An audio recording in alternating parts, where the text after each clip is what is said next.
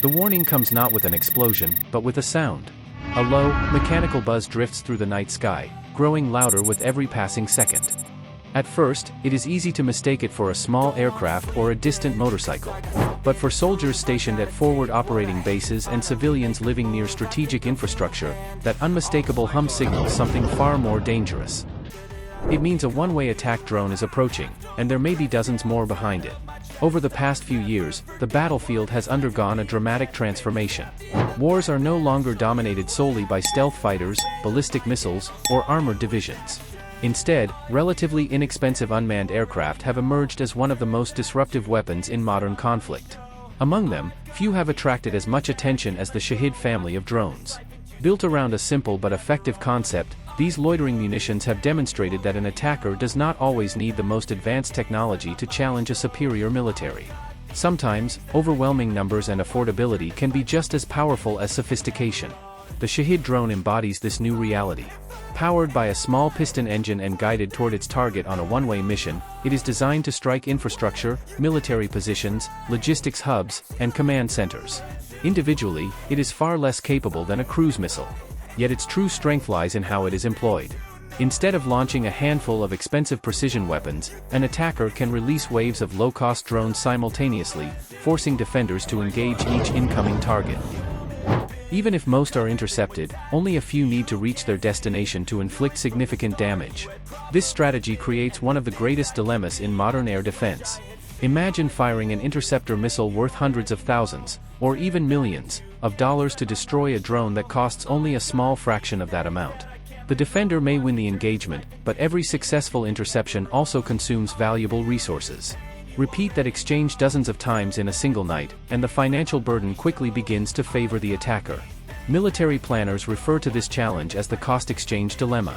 It is no longer enough to ask whether a defensive system can destroy an incoming threat.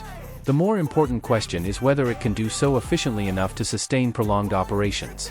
A nation may possess the world's most sophisticated missiles, but if every inexpensive drone requires an extremely costly interceptor, the defender risks exhausting inventories long before the attacker runs out of drones. This realization has fundamentally changed how armed forces think about air defense. Rather than relying exclusively on long-range missile systems, modern militaries are building layered defensive networks. Long-range interceptors remain essential for defeating aircraft and ballistic missiles, but smaller and cheaper threats require different solutions. Electronic warfare attempts to interfere with drone navigation. Mobile short-range missile systems cover gaps in the defensive perimeter.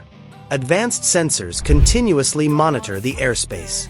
And standing as the final line of protection is a weapon that traces its origins back to the Cold War. A weapon never intended to fight drone swarms, yet increasingly recognized as one of the most practical answers to them. That weapon is the counter-rocket, artillery, and mortar system, better known as CRAM. To understand why CRAM has become so relevant today, it is necessary to travel back more than 4 decades, to a time when the greatest danger facing American forces came not from drones, but from anti-ship missiles. During the height of the Cold War, the United States Navy anticipated that future naval battles would unfold at extraordinary speed. Soviet anti-ship missiles were becoming faster, more accurate, and increasingly capable of overwhelming traditional defenses. Warships could rely on fighter aircraft and long-range surface-to-air missiles to intercept threats at a distance, but naval commanders understood a harsh reality. If every outer layer failed, there had to be one final shield standing between an incoming missile and the ship itself. The answer arrived in the form of the Phalanx close-in weapon system, a fully integrated defensive platform combining powerful search radar, precision tracking radar, computerized fire control, and the fearsome M61A1 Vulcan 20mm 6-barrel rotary cannon. Unlike conventional anti-aircraft guns that depended heavily on human operators, Phalanx was designed to react automatically. Once activated, it could search for incoming targets, calculate firing solutions in fractions of a second, track hostile missiles continuously, and unleash a torrent of ammunition at astonishing speed. Its 6 rotating barrels could fire approximately 4,500 rounds every minute, creating a dense wall of projectiles intended to destroy incoming missiles before they struck the ship. To sailors, the system quickly earned a reputation as the vessel's last guardian. It represented the final opportunity to survive when every previous layer of defense had failed. For decades, Phalanx protected American warships across the globe. Yet no one imagined that the same technology would eventually find a second life on an entirely different battlefield. Following the attacks of September 11, 2001, the United States became deeply engaged in operations across Iraq and Afghanistan. Unlike conventional wars between large armies, these conflicts exposed American forces to persistent attacks from rockets, artillery shells, and improvised mortar fire. Small insurgent teams could launch projectiles toward military bases with little warning before disappearing into the surrounding terrain. Although these attacks were often inaccurate, they posed a constant threat to personnel, aircraft, ammunition depots, and command facilities. Warning sirens alone were no longer sufficient. Troops needed an active defense capable of detecting and destroying incoming projectiles before impact. Rather than developing an entirely new weapon from scratch, engineers looked toward the Navy's proven Phalanx system. By adapting its radar software, fire control algorithms, ammunition, and operational configuration for land-based missions, they created a new defensive platform known as CIWS. While its name, counter-rocket, artillery, and mortar, described its primary purpose, the philosophy behind the system remained unchanged. Detect the threat, track it automatically, calculate its trajectory, engage within seconds, protect lives. Mounted on a stabilized platform and integrated with ground-based sensors, CIWS transformed the concept of base defense. Instead of merely warning soldiers that rockets were incoming, it gave commanders a means of fighting back. Incoming projectiles that once seemed impossible to stop could now be intercepted before reaching their intended targets. The system also became part of a broader battlefield network.